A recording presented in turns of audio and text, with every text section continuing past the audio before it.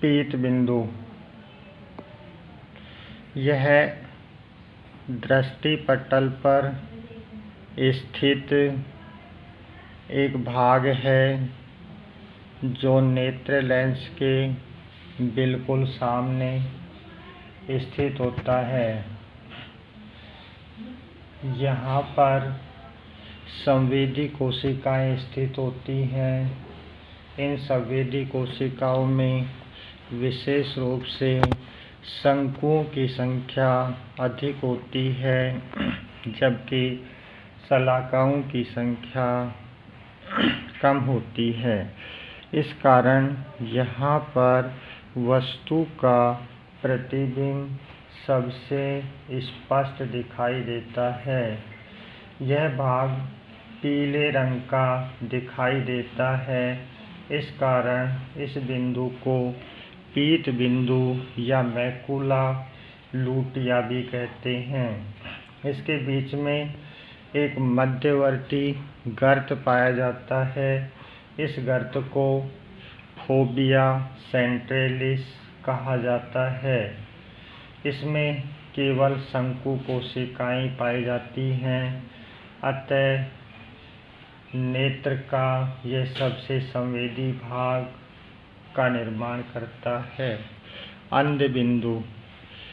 पीत बिंदु से नीचे की तरफ दृष्टिपटल पर एक बिंदु होता है जहाँ पर वस्तुओं का प्रतिबिंब नहीं बनता।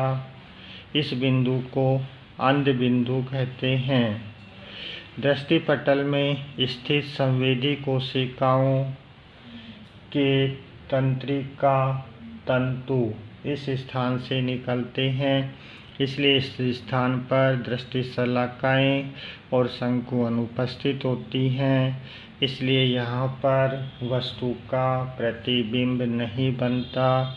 इस कारण से इस बिंदु को अंध बिंदु कहा जाता है। नेत्र के भाग। तरल कक्ष।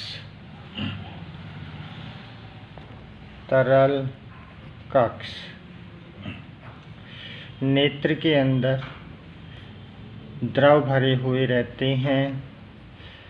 नेत्र लेंस और कॉर्निया के बीच पाया जाने वाला द्रव जलीय द्रव कहलाता है। यह नेत्र लेंस को बाह्य आघातों से सुरक्षित रखता है, जबकि नेत्र लेंस व रेटिना के बीच में काचाभ द्रव भरा हुआ रहता है। यह काचाभ द्रव नेत्र गोलक को एक निश्चित आकृति प्रदान करता है तथा रेटिना की सुरक्षा करता है। लेंस।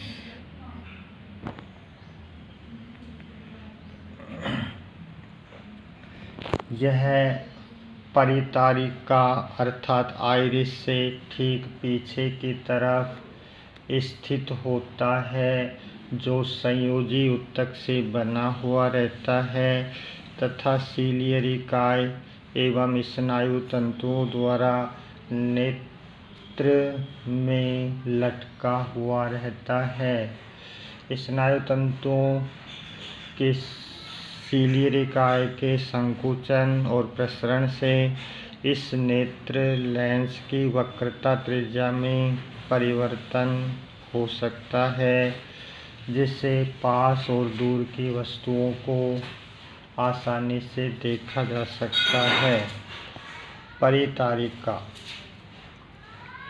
परितारिका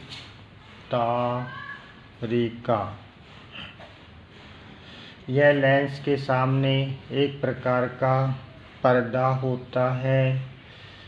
यह काला, भूरा अथवा नीला हो सकता है।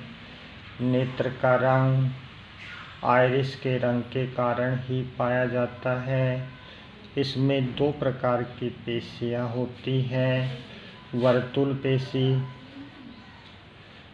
पुतली को सकरा बनाने के लिए और अर्य पेशियाँ पुतली को फैलाने के लिए होती हैं। पुतली का आकार अनैच्छिक रूप में कम या ज़्यादा हो जाता है, जो प्रकाश के नियंत्रण का कार्य करता है। अर्थात तीव्र प्रकाश में पुतली का आकार छोटा, पुतली का जो आकार है वो कम हो जाता है और तीव्र मंद प्रकाश में यह जो छिद्र है इसका आकार बढ़ जाता है, जिससे कम प्रकाश और अधिक प्रकाश का नेत्र में प्रवेश का नियंत्रण रहता है।